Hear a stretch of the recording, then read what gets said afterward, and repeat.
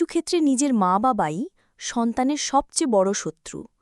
যেসব বাবা মা নিজেদের শৈশবের আঘাত, মানসিক কষ্ট, ট্রমা বা অপূর্ণতা থেকে সেরে উঠতে পারেননি, তারা অনেক সময় অজান্তেই সেই ক্ষত সন্তানের ওপর ছড়িয়ে দেন।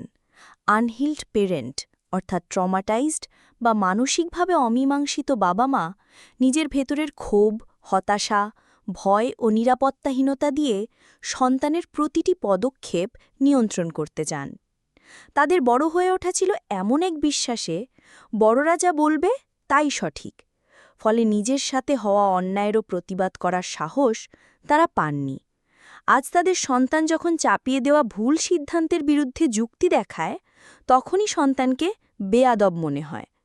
অনেকেই সারা জীবন পড়াশোনা করেছেন বাবা মায়ের স্বপ্ন পূরণের টার্গেট নিয়ে, তাই ব্যর্থতার মোড়ে এসে চান সন্তান যেন তাদের ইচ্ছেমতো ক্যারিয়ার বেছে নেয়।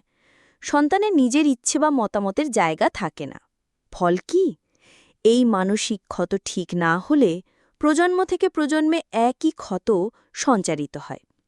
অমীমাংসিত বাবা মায়ের সাধারণ আচরণ অর্থাৎ লক্ষণ: অতিরিক্ত নিয়ন্ত্রণ, পোশাক, পেশা, বন্ধুত্ব সবকিছুতে হস্তক্ষেপ, গিল্ট ট্রিপিং বা ইমোশনাল ব্ল্যাকমেল, তুই আমাকে ভালোবাসিস না তাই কথা শুনিস না, গ্যাসলাইটিং, সন্তানের বৈধ অনুভূতিকে নাটক, অভিমান বলে উড়িয়ে দেওয়া, তুলনা ও অপমান, কাজিন বা পড়শির সঙ্গে অবিরাম তুলনা, সীমালঙ্ঘন, বাউন্ডারিজ, সন্তানের গোপনীয়তা ও ব্যক্তি সীমার প্রতি সম্মান না থাকা, অ্যাপোলজি অ্যাভার্সন, ভুল স্বীকার না করা, কখনো সরি না বলা, কর্তৃত্বপরায়ণতা অর্থাৎ অথরিটেরিয়ান, ভয় দেখিয়ে শাসন, নিয়ম আগে সম্পর্ক পরে, সন্তানের ওপর দীর্ঘমেয়াদী প্রভাব, পিপল প্লিজিং, সবার খুশি রাখতে গিয়ে নিজের প্রয়োজন ভুলে যাওয়া, পারফেকশনিজম বা ফেলিয়ার ফোবিয়া,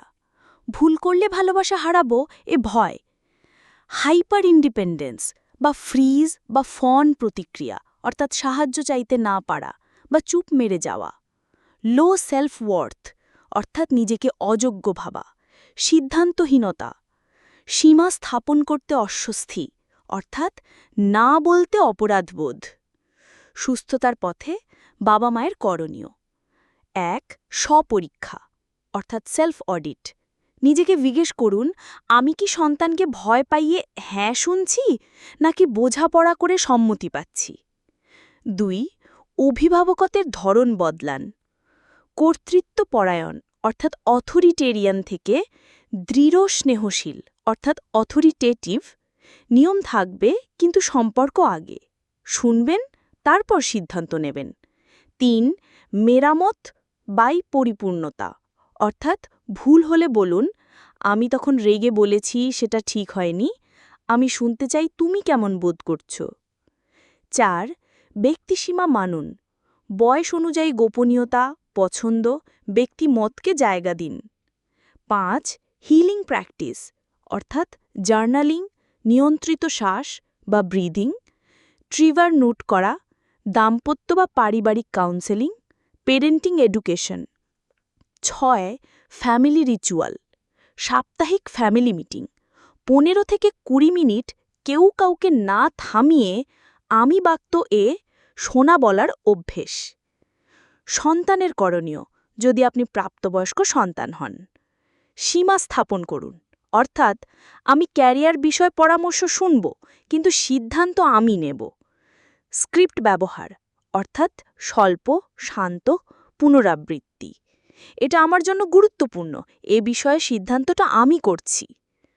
সহযোগী খুঁজুন, পরিবারের ভিতরে কোনো সেফ অ্যাডাল্ট বা আত্মীয় বা মেন্টর। নিজের সাপোর্ট সিস্টেম, থেরাপি বা কাউন্সেলিং, সমবয়সী সাপোর্ট গ্রুপ, আত্মসম্মান গড়ের কাজ।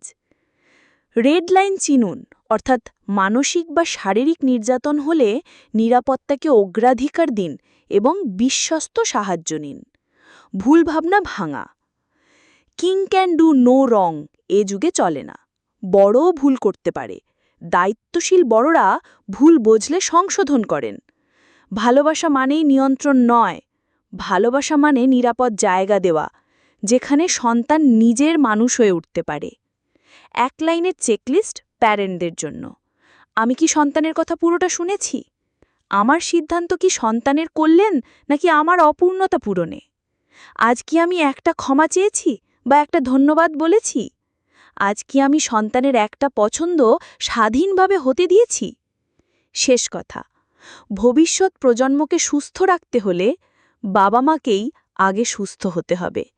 নিজের অতীত দিয়ে সন্তানের বর্তমানকে বাঁধবেন না। সম্পর্কের কেন্দ্রবিন্দু হোক সম্মান, শ্রবণ আর মেরামত। তবেই ক্ষত আর ক্ষত নয়, হয়ে উঠবে শেখার পথ।